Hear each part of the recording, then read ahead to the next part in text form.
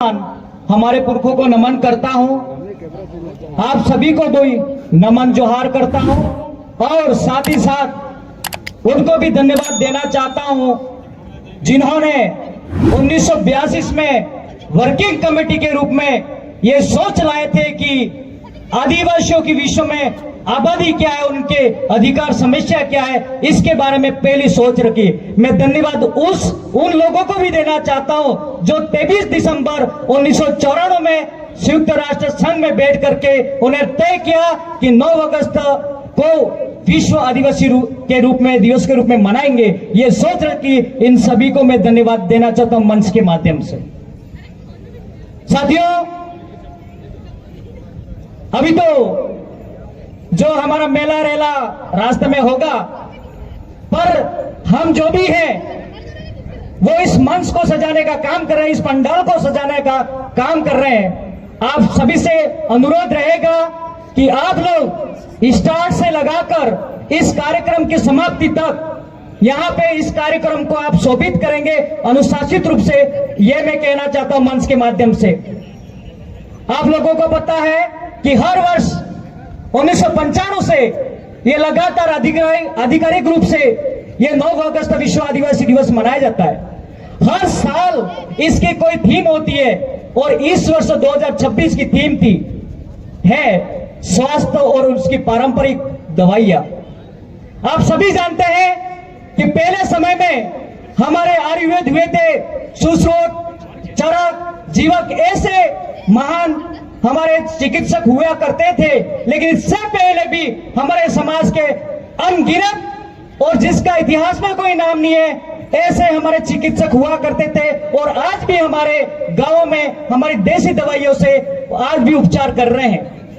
हमें आज जो ये अंग्रेजी दवाई है उसके साथ साथ में समय के अनुसार उसका भी उपयोग लेना चाहिए, लेकिन यदि लंबी उम्र जीनी है तो आप लोगों को हमारी जो पारंपरिक जो दवाई प्रणाली है, चिकित्सा प्रणाली है, उसको फॉलो करना चाहिए। और मैं पढ़ने वाले युवाओं को और जो छोटे बच्चे हैं और जो आज इन अंग्रेजी दवाई पर निर्भर है उनको कहना चाहूंगा कि हमारे गांवों में हमारे जो चिकित्सक, जो हमारे वृद्ध, हमारे वडील जो है, उनसे अभी भी ज्ञान प्राप्त कर लेना कि कौन सा पौधा कौन सी दवाई में काम आता है, कौन से पेड़ की छाल कौन से दवाई में काम आती है, अभी भी समझ लेना। क्योंकि आने वाले समय कई सालों के बाद वापस उसी जगह पे हमको आना है जहां से हमने शुरुआत करी थी।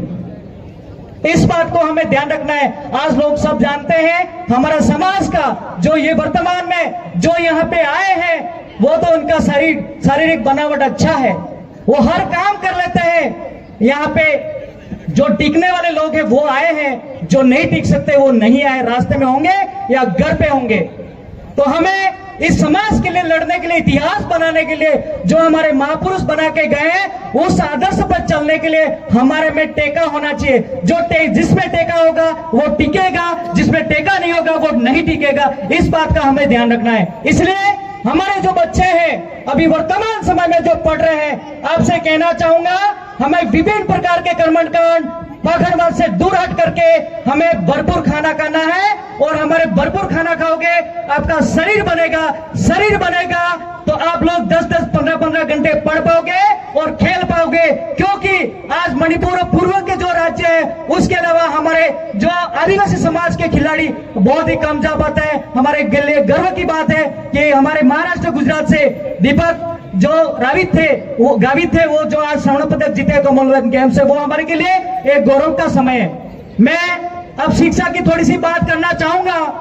यदि याद रखना, शिक्षा अच्छी प्राप्त करना है, 12वीं पढ़ के कॉलेज करके छोड़ नहीं देना है। हमें एमए, पीएचडी, एमफिल ये तक पढ़ाई करनी है तो पढ़ाई की वैल्यू रहेगी और पढ़ाई के साथ साथ में संस्कार भी होने चाहिए। यदि पढ़ाई बड़ी उच्च श्रेणी की या उच्च लेवल की पढ़ाई करके भी यदि आप समाज और आपके इतिहास के लिए कुछ नहीं कर पाते हो, वो पढ़ाई नहीं रहेगी। इसका मतलब कह सकते हैं कि आप लिखे पढ़े हो, पढ़े लिखे नहीं कह जाओगे। इसलिए हमें पढ़े लिखे बनना है और इस बात का ध्यान रखना है। आज हमारे समाज में आप पढ़े लिखे हो जाओगे, आप विभिन्न प्रकार की जो समस्या प्रशासनिक राजनीतिक कार्य है उसका सामना अच्छी तरह से कर पाओगे आप लोग।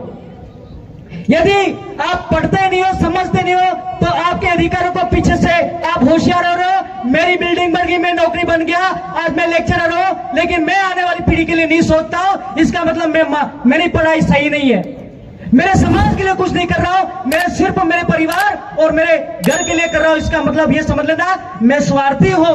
मैंने समाज का सर्टिफिकेट लिया, सिर्फ मेरे के लिए लगाया था, वो समाज के लिए नहीं है। इसलिए याद रखना, जब जब आप समाज के सर्टिफिकेट, समाज के आरक्षण से नौकरी लगता है, आपका दायित्व बनता है इस समाज, इस देश के लिए काम करने का।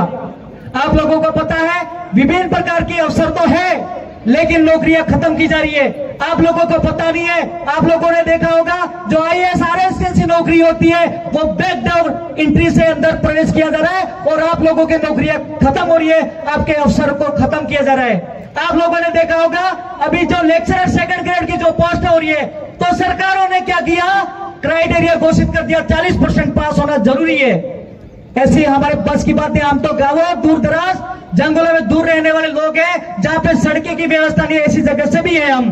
तो हमारी जो शिक्षा जो प्राप्त करनी चाहिए, जो शहर बाजार और राजधानी और ऐसे बड़े शहरों के लड़कों के बराबर कंपटीशन नहीं कर सकते, हमें अवसर दीजिएगा।